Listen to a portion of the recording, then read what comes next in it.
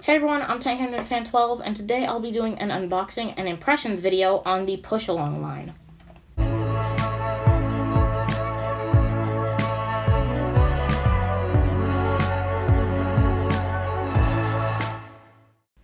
Okay, for the main portion of this video, the unboxing. I'm kind of hesitant to do this since when I got this, I wasn't really into unboxing stuff.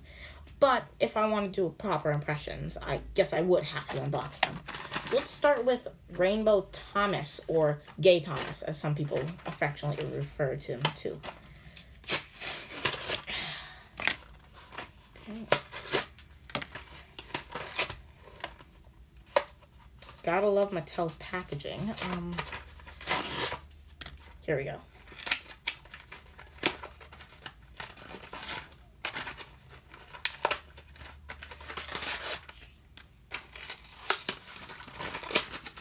And he's freed from his plastic casing. And I'm already disappointed since, does it say? Yeah, it says metal engine on the box, but it's not really that metal. Like, if I take out my take-along Thomas, this has some weight to it. This feels more like plastic. Not really pressed on that front end. Even if I were to take out my ERTL Thomas has much more heft to it compared to this. Next we have Ashima. So, oh, and on the back it shows Percy, Kevin, and Harold. Percy I'm actually interested to get in this range since he actually looks like a good model, and Harold, they haven't changed since his take-along days. Okay, that was an easy one to get out. Came out in one piece, and Ashima has a little more weight, I think.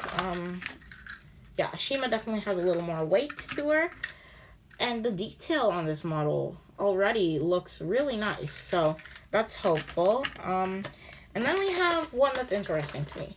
It's called Bare Metal Diesel. Now, I can understand with the minis making different versions, like color variations and stuff, but was that really necessary with this? Like, they're probably just getting rid of stock since the reboot is coming, but Bare Metal Diesel? Really?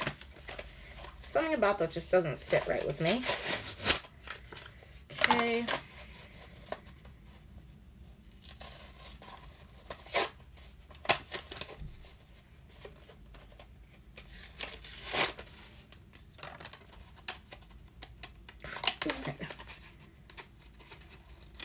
Okay, here we go. And we have Diesel out of the box. And Diesel definitely has the most weight out of all of them. Diesel seems on par with a standard take-along Thomas. So that's pretty hopeful. On to the impressions. A little behind the scenes to anyone who saves after the credits. I have a lot of trash because of this. Just from 3 items. So that's something. Okay, let's start the impressions with Rainbow Thomas. Now, first of all, I don't really understand why they changed the colors of Thomas, but it is a welcome addition to collectors. The face is really good. It has that Mattel charm and is a really nice face, as always. Something I would like to point out is how the running board kind of reminds me of an actual E2, which is kind of funny since, you know, Thomas wasn't supposed to be an E2. Other than that, it's just a meh toy. I mean, at least it has boiler bands. I'll give it that.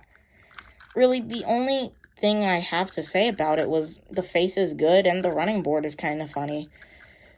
The colors are a nice inclusion, but the cab is squashed and the dome doesn't even look like a dome. It looks like a hump.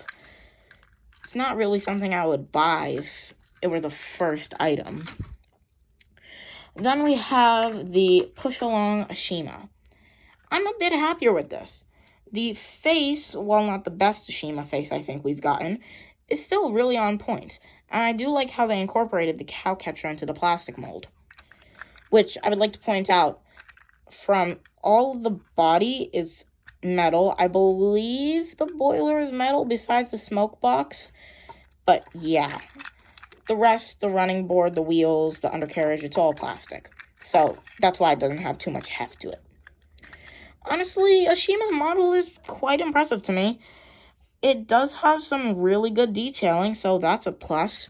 Honestly, it's, again, a nice model, but definitely not my first pick for Ashima. Next, we have Bare Metal Diesel and his very smiley face, which I still don't understand. Now, the reason it's called Bare Metal Diesel is because you can see his bare metal, which is, I guess, kind of a nice touch. But was the flames necessary? Now, something I hate about these push-along items is, at least on my model, you can feel all these little rivets.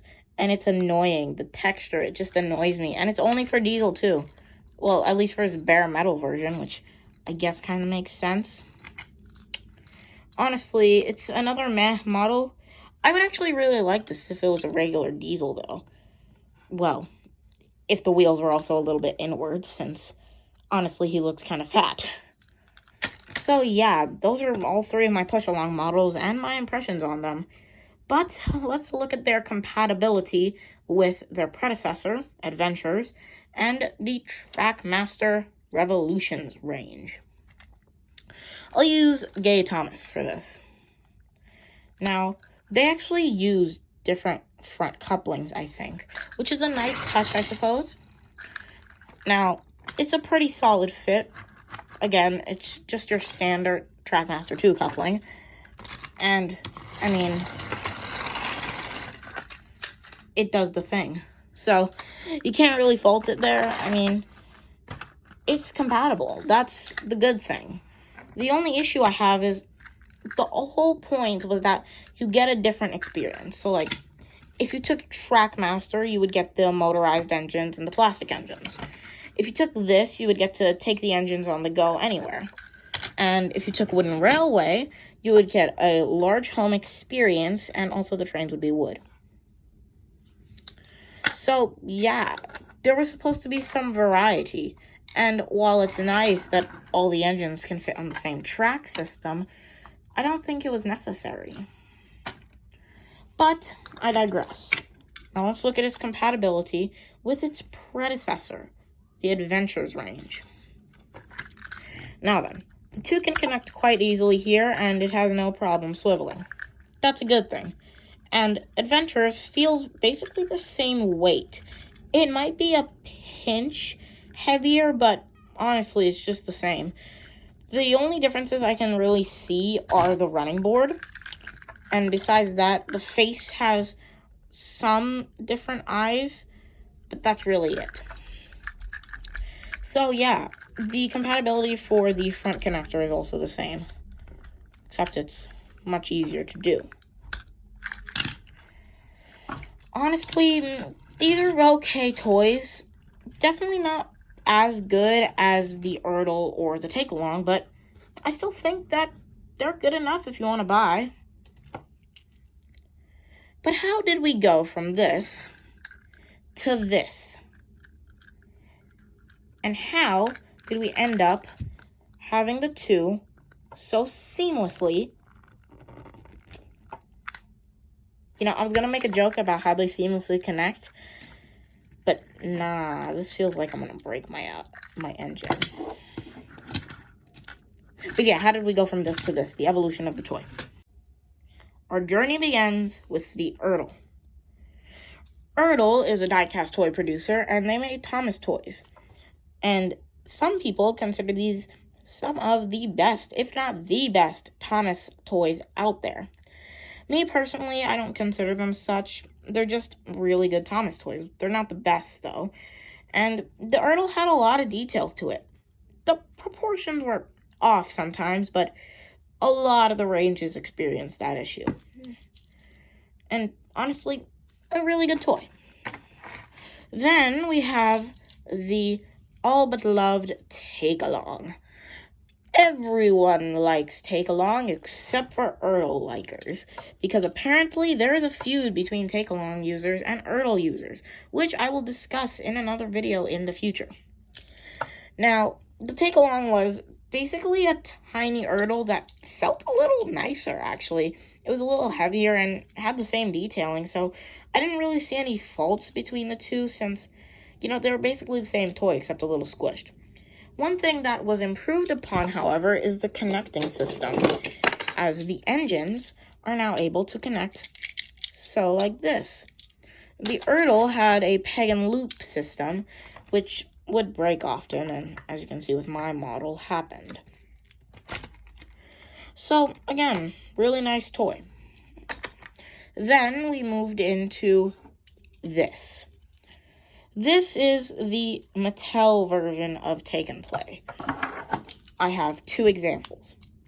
These are basically wooden railway magnets on Take and Play items. You cannot do this anymore. It's wooden railway magnets. Honestly, I don't know how we got there, but at least the faces were CGI. Now, I do not own the version of Take and Play where it looked like this. Now, from a time, in 2009 all the way to 2013, Take and Play items looked like this, except they had a smaller number, no back detailing, no cab detailing, and the faces were CGI. People are much more nostalgic for that version, I find. Then there's Adventures. Adventures seemed like a step in the right direction. The coupling system reminded us of a better ERTL, and actually reminded me of some Hot Wheels train couplings that I saw. And honestly, these are really, really nice. And not only that, but you gotta admit, it was a good toy. Sure, it wasn't as heavy, the cab was squished and the dome looked awful, but it was an improvement from this. That's for sure. Then we upgraded or downgraded to Push Along. Me personally calls it a downgrade. The metal engine or Take Somewhere engine range basically lost all of its originality and just became Tiny Trackmaster. Yes, it's still technically metal, but I just think it loses the appeal. Don't get me wrong, there are some redeeming aspects to it, but those really are overshadowed by the faults. So, in all honesty, I would say if you don't want to collect it, and if you don't find any characters you're interested in getting, don't buy the range. I'm personally going to collect it, but it's all up to your opinion. So, that's it for me. Goodbye, and thank you for watching.